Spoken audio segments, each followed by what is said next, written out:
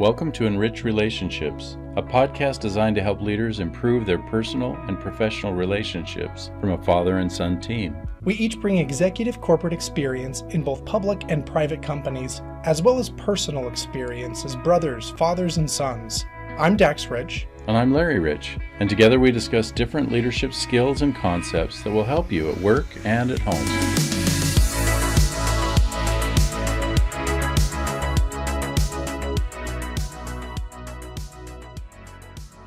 Today's topic is one that we've talked a lot about because it can go in so many different directions.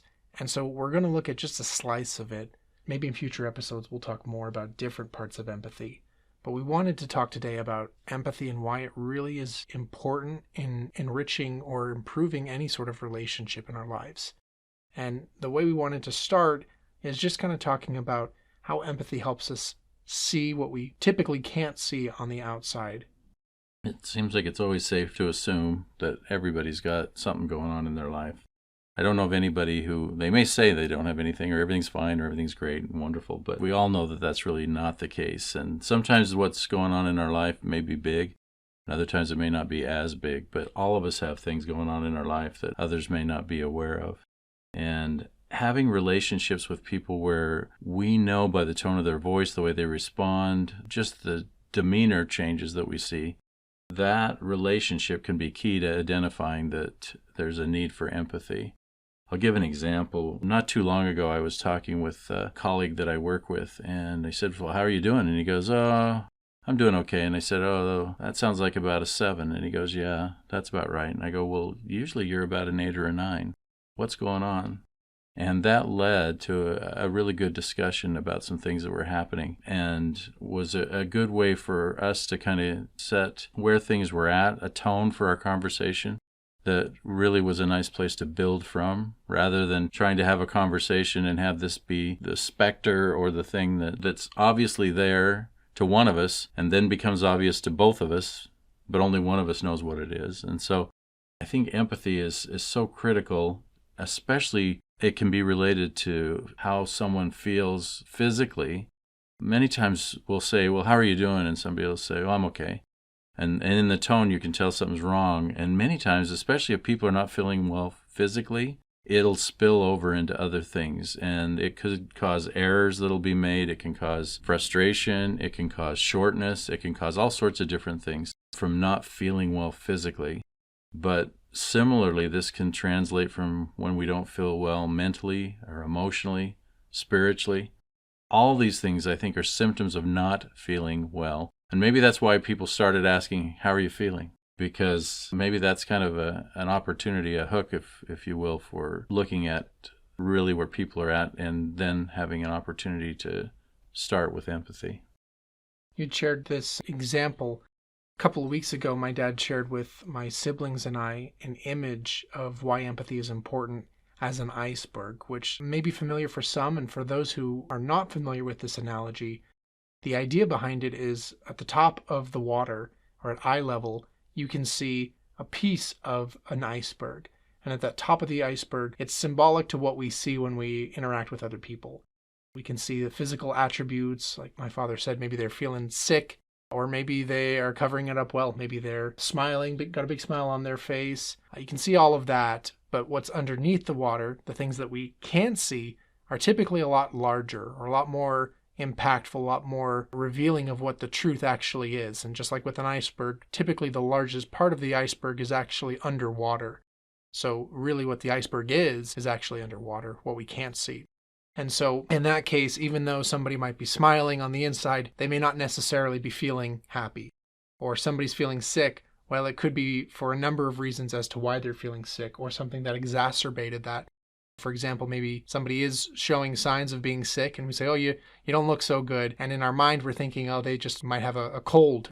But the truth might be that, yeah, they're not feeling too hot because of an illness, but they're also going through a tough personal time that's exacerbating it or making it worse.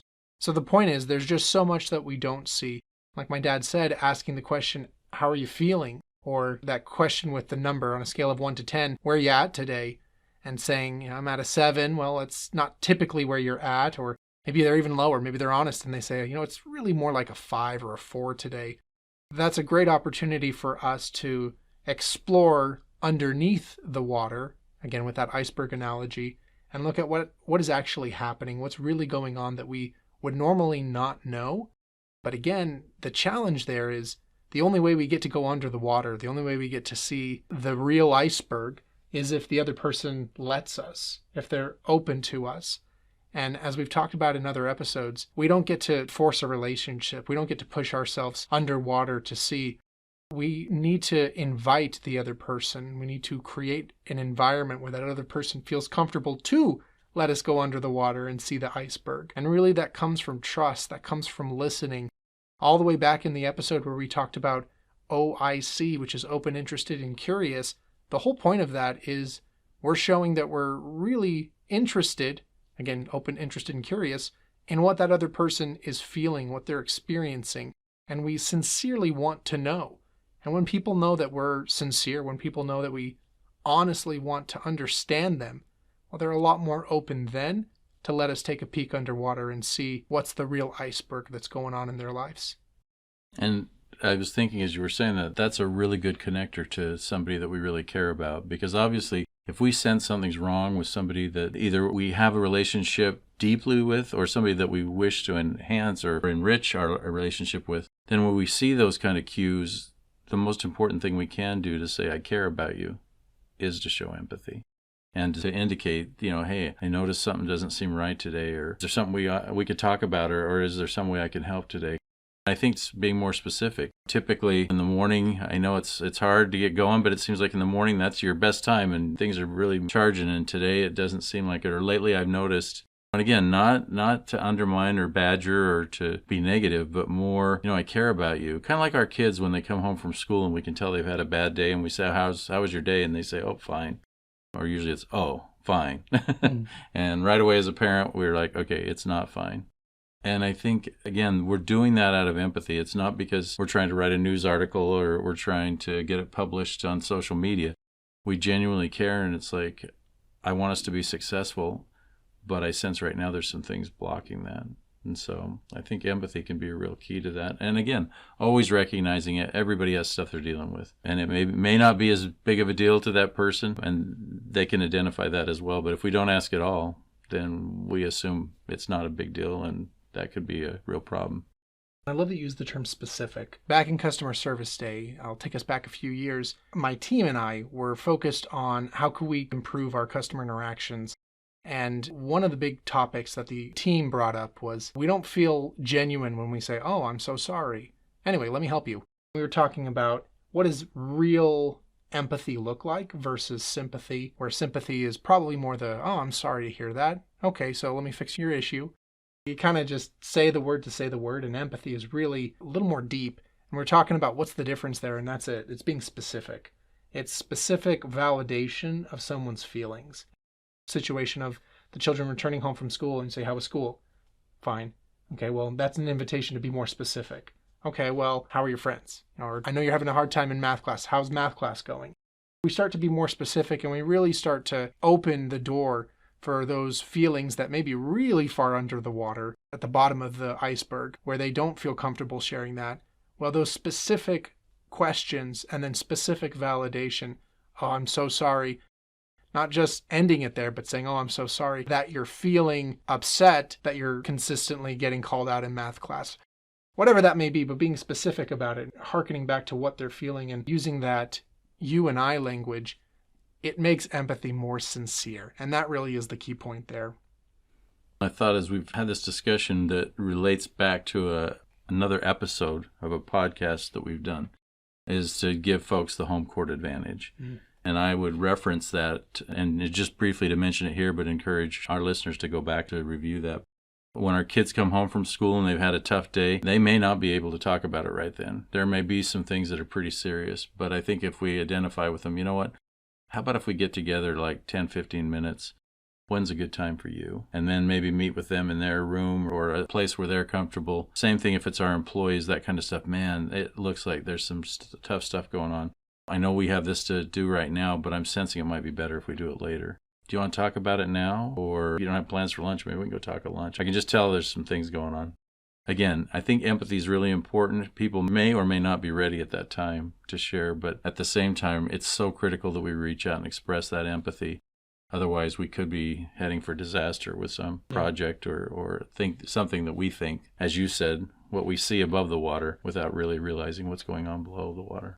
I like that you say that because it makes me think, why does this matter? Why is empathy so important? And one is we don't want to hit the iceberg. We don't want to just say, okay, well, they said everything's okay, so everything's okay. And then it turns into a big problem later where at work, maybe they just stop performing, period, or they even leave the job because they really just don't feel like they're getting the support they need.